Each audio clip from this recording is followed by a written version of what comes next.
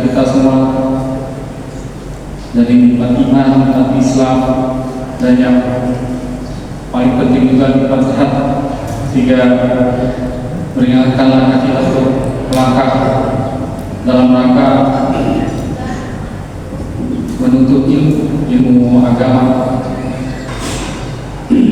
Kemudian sholawat serta salam kita aturkan untuk junjungan kita Nabi besar Muhammad SAW, pada kerabatnya, pada sahabatnya, dan mudah-mudahan kita sebagai umatnya bisa senantiasa melaksanakan ajaran-ajaran yang telah disampaikan oleh beliau. Seperti biasa, untuk di pekan kedua kita akan mengadakan kajian juga yang insya Allah akan diisi oleh guru kita Ustadz Dr. Ruslan Arasamesi. Dan untuk selanjutnya seperti kegiatan yang dilakukan 2 pekan lalu, sebagai pembuka akan disampaikan pembacaan ayat Al-Quran yang untuk hari ini akan dibawakan oleh Ananda Asibai. Untuk Ananda mungkin bisa maju ke depan. Assalamualaikum warahmatullahi wabarakatuh. A'udzu billahi minasyaitonir rajim. Bismillahirrahmanirrahim. Wadduha wal laili idza saja, ma wadda'aka rabbuka wa ma qala, walal akhiratu khairul laka minal ula, wala sawfa yu'tika rabbuka fatarda, alam yajidka yatiman fa'awa, wa wajadaka dhallan fahada, wa wajadaka 'ailan fa'aghna, fa'ammal yatima fala taqhar, wa ammas sa'ila fala tanhar, wa amma bi ni'mati rabbika fahaddits. Shadaqallahul azim. Wassalamu alaikum warahmatullahi wabarakatuh. Alhamdulillah, bacaan surat mudah-mudahan untuk yang membacakannya dan kita yang mendengarkannya diberikan sebesar-besar kesannya rahmat Allah Subhanahu wa Ta'ala. Untuk selanjutnya, mari sama-sama kita ikuti kajian dari Bapak Ustadz Ruslan Arasamesi yang melanjutkan kajian bulan sebelumnya mengenai bahaya dari judi online.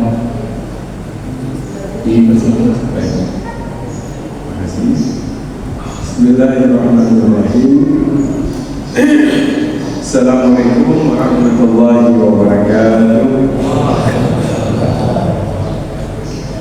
Alhamdulillah, alhamdulillahilladzi la yansa man dzakara. Alhamdulillah, alhamdulillahilladzi la yudayyi'u man syakara. Alhamdulillah, alhamdulillahilladzi yajzi bil ihsani ihsana wa bi sabri najata wa ghufrana. Asyhadu an la ilaha illallah wa asyhadu anna Muhammadar Rasulullah. Allahumma shalli ala sayyidina Muhammad wa ala alihi wa sahbihi wa man tabi'ahum ila yaumiddin, amma ba'd. Alhamdulillah. Mohon maaf agak serak tiba-tiba.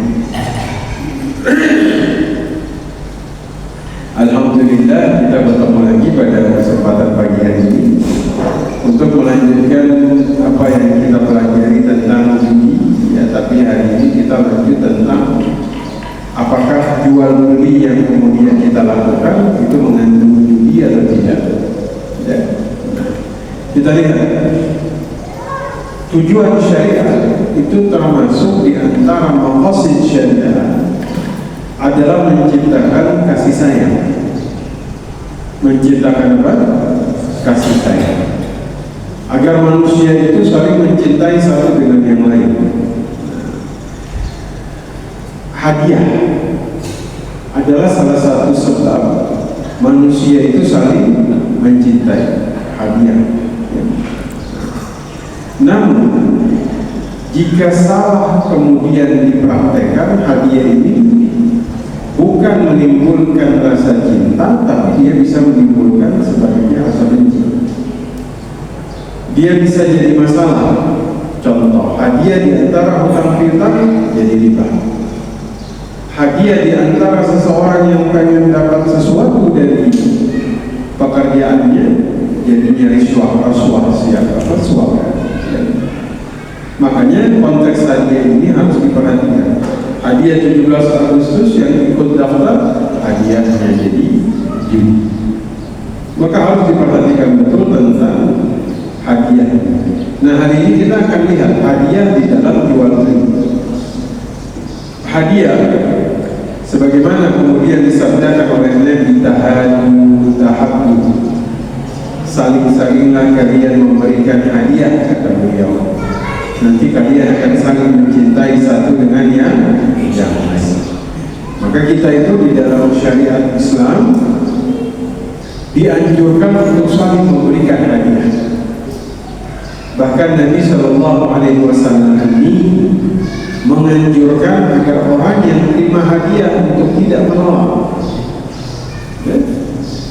Ajibud da'i wa la turaddul hadiyah wa la taruddul hadiyah.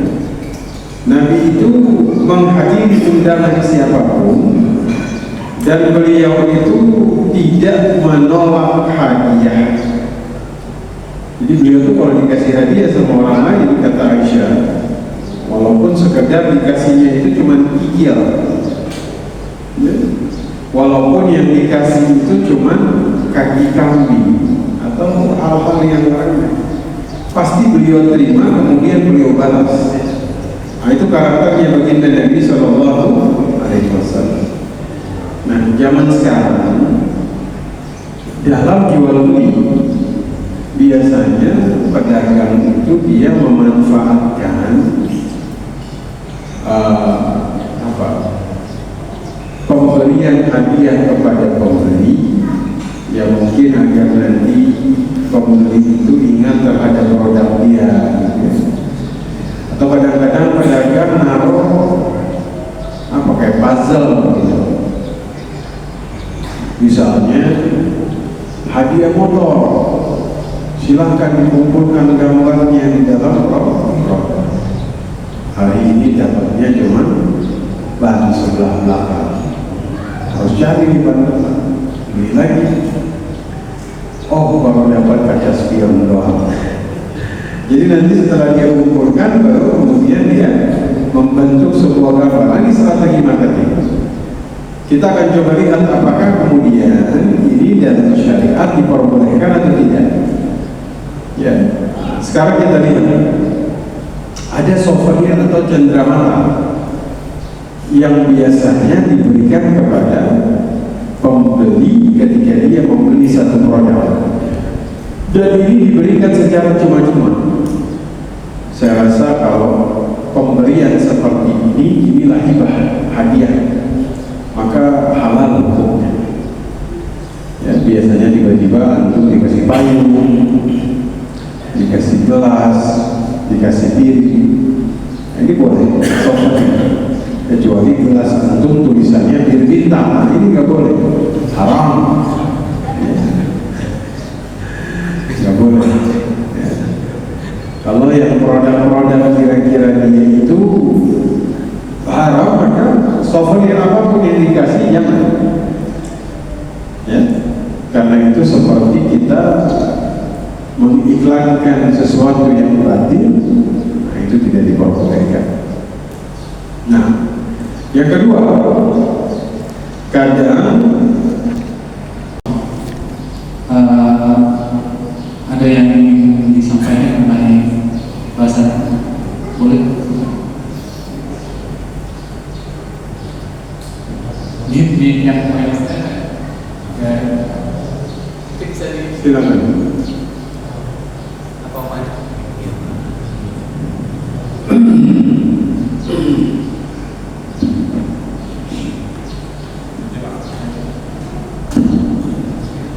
Silakan. Wirelessnya begini soalnya. Jadi yang nanya harus ke depan. Silakan. Assalamualaikum warahmatullahi wabarakatuh. Waalaikumsalam warahmatullahi wabarakatuh. Terkait tema kita selama sebuah pertemuan ini, ada pertanyaan saya tentang seputar video online yang kemarin Pak Ustaz Baik. yang bisa Pak sampaikan. Baik. Dua sebenarnya. Yang pertama, bagaimana sikap kita atau pandangan kita secara fundamentalis dengan keadaan masyarakat kita sekarang dengan judi online. Kalau kita mengatakan kita bisa memberikan satu solusi dengan cara memasang misalnya pengumuman di mana-mana dan sebagainya. Tapi yang jadi masalah adalah aparat yang menjadi penegak hukum kita, Ustaz. Ya saya berbicara berdasarkan fakta dan kenyataannya. Apa namanya? Terkait di dalam bagaimana sih kita sebagai umat Islam? Apakah bagaimana kita menyikapi sebagai seorang umat Islam terhadap umat yang bisa kita katakan perilaku yang seperti itu, Pak Ustaz? Yang kedua terkait hadiah. Ya terkadang kita membeli satu produk makanan, Pak Ustaz, banyak sekali produk makanan nggak perlu disebutkan. Sekarang banyak produk makanan, misalnya salah satu makanan yang pernah saya beli untuk anak saya itu Anda belum beruntung. Dan ini sebenarnya bukan kasus ini yang saya tanyakan. Kasus yang kedua ini adalah kasus yang dulu Ustaz ada undian Indomie gitu yang pernah. Jadi kita mengumpulkan 10 bungkus, bisa dapat satu bungkus Indomie. Ya 10 bungkus kosong kita dapat satu Indomie. Nah itu bagaimana hukumnya Pak Ustaz? Apakah dalam Islam tidak boleh tidak jelas? Terima kasih Ustaz. Assalamualaikum warahmatullahi wabarakatuh. Waalaikumsalam. Jazakallah. Ngomong saya jawab yang nomor 2 dulu. Jika mengumpulkan bungkus satu produk 10 bungkus, maka dia dapat satu produk gratis. Ini boleh atau tidak? Boleh. Kalau ini namanya ju'ala ini dibolehkan. Karena dia itu hanya satu arah. Sama kayak Nabi itu nantangin dulu sahabat lari. Kalau kamu bisa mengalahkan saya kasih kamu seekor kambing. Ya. Tapi kalau kamu kalah, ya kamu nggak usah ngasih apa. Itu jualan, itu nggak halal. Karena dia hanya satu arah, begitu. Ya. Sama seperti misalnya saya kasih sayembara. Dulu zaman Nabi Yusuf itu raja ngasih sayembara. Barang siapa bisa menemukan gantangnya raja, maka dia dapat makanan sebesar seekor unta. Itu jualan. Kalau dia berhasil, dia dapat hadiah. Kalau tidak berhasil, dia tidak harus ada kewajiban apa. Kalau judi, ini dua arah. Kalau kamu menang, saya bayar. Kalau saya menang, kamu bayar. Ini kan dua arah. Maka seperti ini boleh hukumnya, tidak apa-apa. Yang pertama tentang judi online, aparat main. Anggota DPR main. Daerah main, RI main. Artinya di sini semua instansi itu tidak lepas dari yang namanya judi online. Nggak tahu Ustaz pada main atau kagak. Kalau sampai ada Ustaz yang main, berarti luar biasa. Tembok apapun dia tembus sini, iya kan? Tembok apapun dia tembus. Kalau aparat saja main, legislasi aja main, iya kan? kepala daerah saja main, jangan sampai ustaznya juga main. Berarti tembus semua ini. Habis sudah. Lagi-lagi yang saya katakan, judi itu perkara yang sarananya banyak, Pak. Nggak sulit mencari sarana untuk dijudikan, itu nggak sulit. Apalah ada online-nya. Online ini kan nggak kelihatan. Makanya saya bilang, kita tuh nggak tahu, Pak, ini antum dalam masjid megang handphone, saya nggak tahu. Gimana kalau ternyata dia lagi masang slot? Nggak ada yang tahu, Pak. Itu benar-benar memang kita tuh sudah darurat, Pak. Darurat. Godaan untuk kemudian mendapatkan harta secara untung-untungan dalam hidup ini bahayanya luar biasa. Lagi-lagi, sebenarnya memang ada satu karakteristik yang ada pada diri kita manusia. Fitrah kita itu suka yang mudah-mudah. Makanya itu namanya maisir. Maisir itu dari bahasa Arab yusrun. Yusrun itu artinya kemudahan. Betul. Jadi pengennya itu segala sesuatu mudah. Usaha kalau bisa langsung untung. Betul. Sekolah kalau bisa langsung lulus. Begitu. Jadi kita ini memang yang namanya shortcut itu sesuatu yang membuat. Makanya lagi cara mengidentifikasi yang haram itu lihat pada kemudahannya. Tuh, orang investasi yang dia ceritain itu apa? Yang indah-indah sih. Pokoknya antum kalau masuk ke sini udah tenang, udah terbukti. Ya. Ini udah banyak orang dapat bagi hasilnya ini tiap bulan begini, udah antum duduk di rumah tenang, wah itu udah terjadi. Itu tuh hidayahnya itu sudah jelas itu. Makanya hati.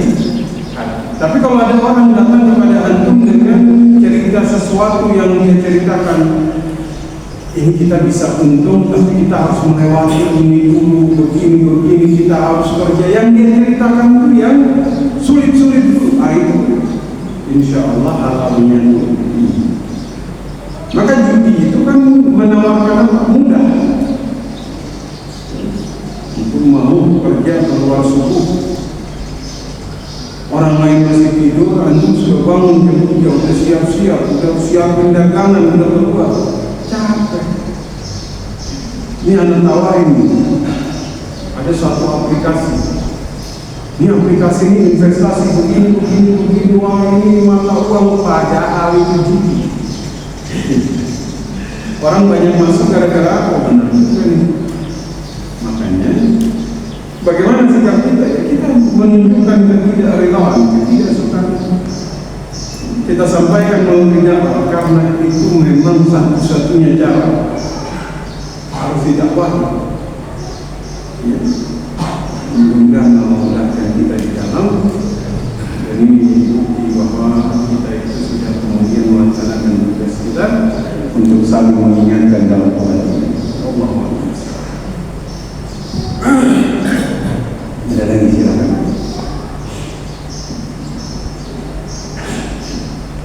Assalamualaikum warahmatullahi wabarakatuh. Oh, maaf Ustaz, kebetulan saya pendatang, saya ada banget nih nanya Ustaz. Yang pertama, terdapat batas keuntungan dari harta modal. Yang kedua, bagaimana kalau satu barang itu harga kita kasih konsumen berbeda? Nah, yang ketiga, saya sering mengalami ada sebagian masyarakat atau ini kita disuruh di kwitansinya itu lebih tinggi dari harga kesepakatan. Misalnya 100.000 disuruh bikin 150. Tapi itu ya kalau kita tetap beli yang kita kesepakatan itu besar. Nah, yang satu lagi bagaimana hukum hak paten apa namanya KW Ustaz, maksudnya ini keren 2 juta, ada yang mungkin harganya 500 segitu Ustaz. Ini apa namanya hak cipta. Iya, terima kasih. Assalamualaikum warahmatullahi wabarakatuh. Waalaikumsalam. Dilepas malah suaranya makin mendekat. Baik. Wah, ini banyak ini pertanyaannya. Jadi pertanyaannya menarik. Hak cipta dulu. Wah, ini hak cipta. Mungkin nanti jadi judul sendiri ya. Hak cipta itu termasuk sesuatu yang dianggap sebagai harta ya. Bahkan ada beberapa organisasi Islam itu yang mengeluarkan fatwa bolehnya seseorang mewakafkan hak cipta karena itu dianggap sebagai harta. Al-milkut tam, kepemilikan sempurna seseorang atas sesuatu yang dia daftarkan dan itu menjadi hak paten. Buku misalnya dia daftarkan jadi hak paten.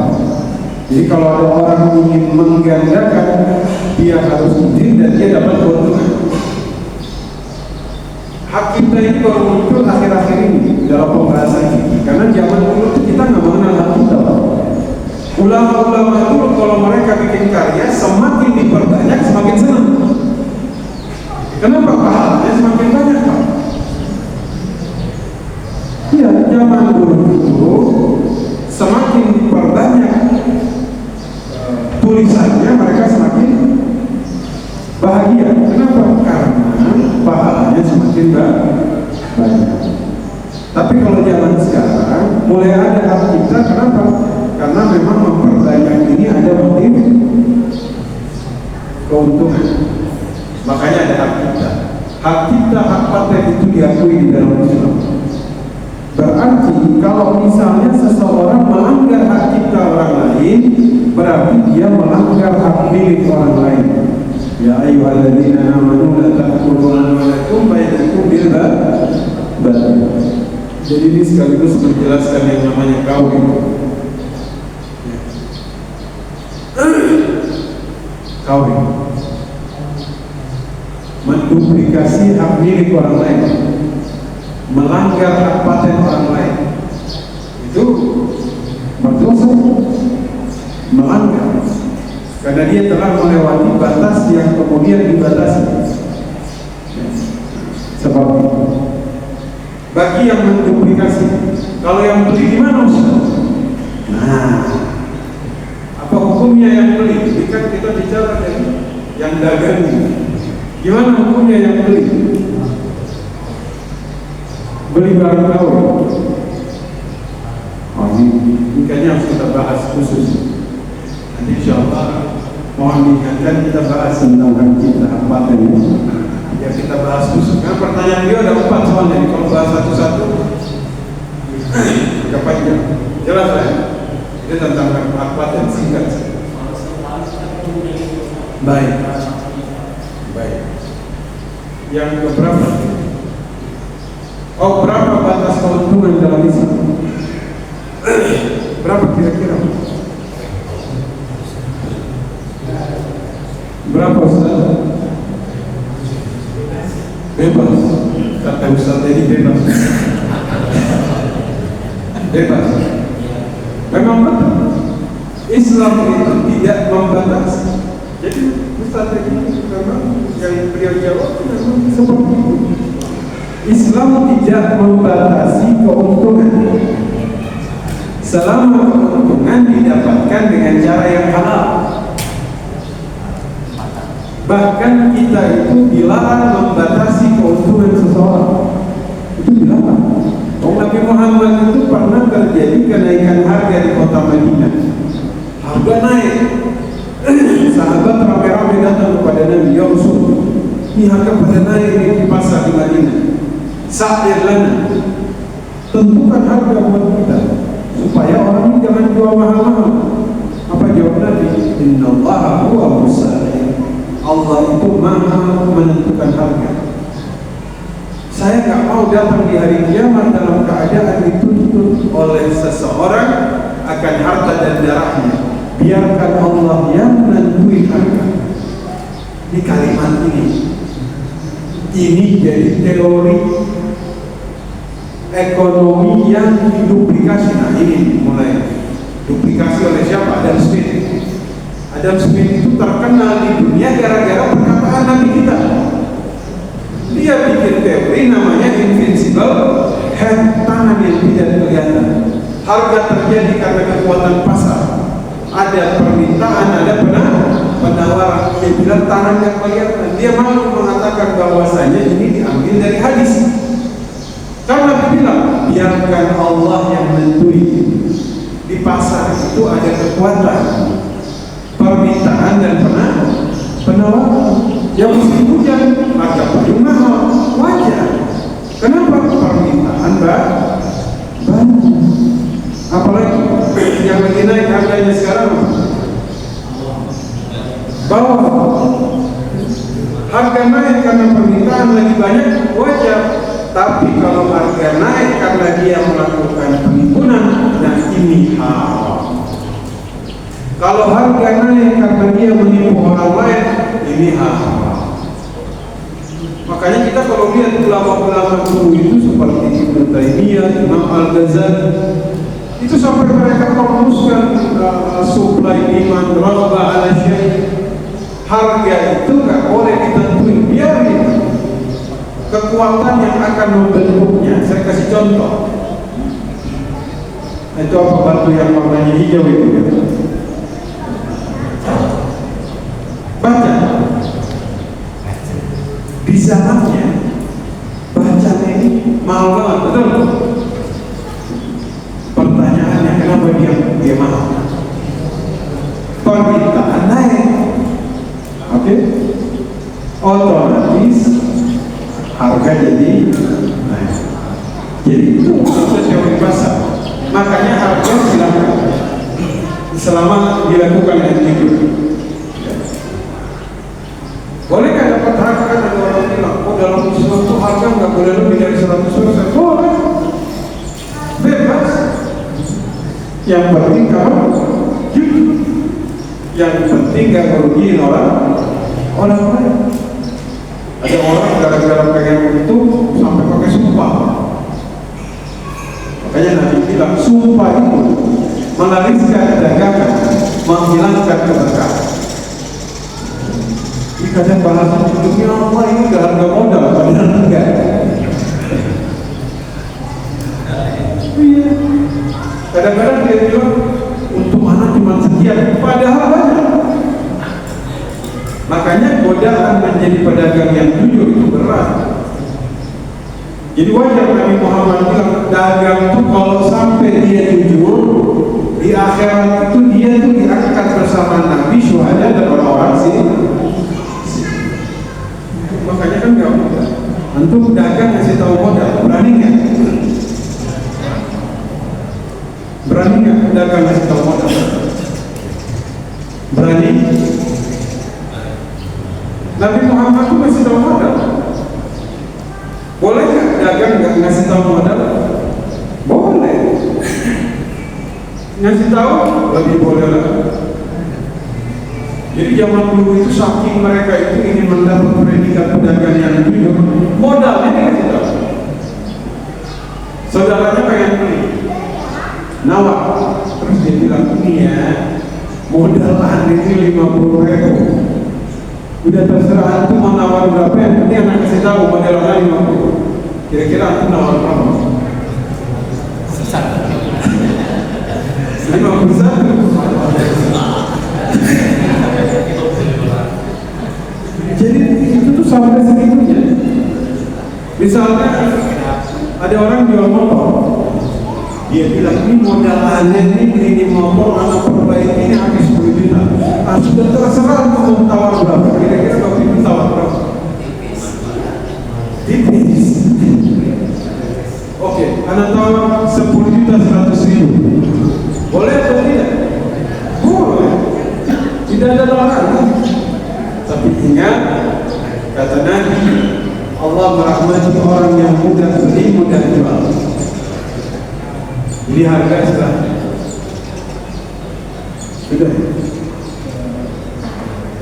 ada lagi tadi. Oh, beda-beda harga. Boleh nggak beda harga? Kalau Ustadz Egi yang beli 100.000, kalau Pak Yoris yang beli 300.000, boleh?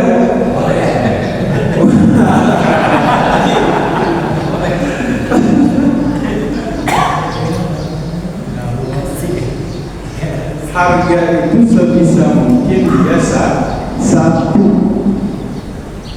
sebisa mungkin. Tapi kalau misalnya dikurangi sebagai bentuk sedekah, boleh.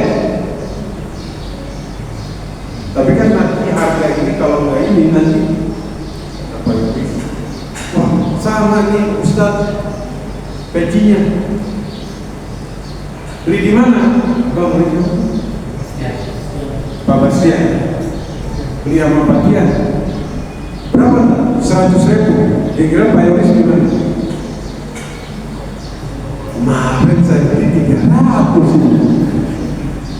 Akhirnya muncul apa? Susah. Ini saya yang lagi bagaimana? Padahal Pak Tian ini niatnya ke Ustadz jadi beliau sadar, maka bagi para pedagang udahlah hibah aja. Atau misalnya dia kasih ini dia bilang jangan bilang Pak Yoris ya. Cuma antum doang ini 100. Padahal Pak Yoris juga sama 100 juga. Ya, maka memang dagang itu kalau jujur dahsyat. Masya Allah. Mudah-mudahan Allah memudahkan perdagangan kita. Amin ya Rabbal alamin. Kan dalam beberapa hal itu harga itu ternyata dalam beberapa kasus itu setelah dibuka harganya pelan-pelan, harga aslinya itu di dalam. Jadi ada kasus yang terjadi di media sosial. Dia beli itu harganya 400.000. Setelah dia buka pelan-pelan, ternyata itu penjualnya belinya harganya 50.000. Habis itu dia jual 400, dia tutupi harganya dengan harga yang baru. Saya kira nanti kita bahas kesempatan yang lain. Di sini pedagang semua, atau pembeli semua? Pedagang.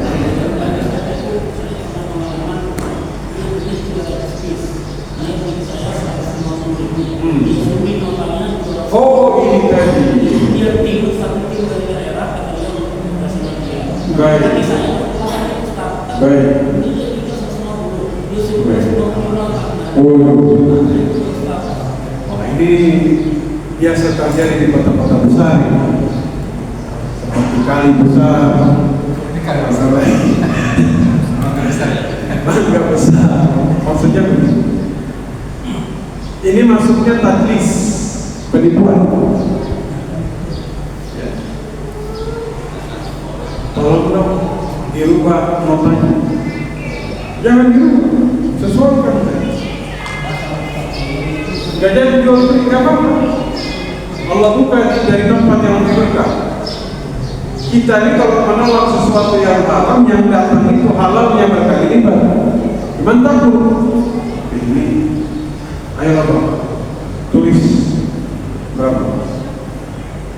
Tulis 500.000. Padahal sebenarnya harganya cuma 200. Ini yang 300 operasional. Saya tanya, dia ditugaskan untuk beli? Kalau ditugaskan untuk beli, kira-kira udah dapat operasional? Dapat lain. Kalau dia nggak jadi beli nggak apa-apa. Insya Allah datangkan pembeli yang lebih banyak. Amin ya Rabbal. Baik, bab ini insya Allah masih akan terus kita lanjutkan di pertemuan berikut. Agak berserak, jadi mohon maaf. kasih Pak Ustadz Islam.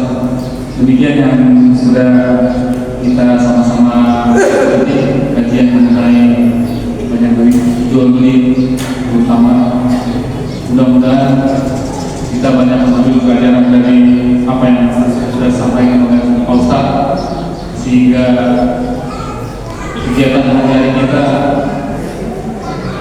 dapat memberikan kebaikan-kebaikan karena dihiasi dengan hal-hal yang halal dan yang baik. Amin ya rabbal alamin.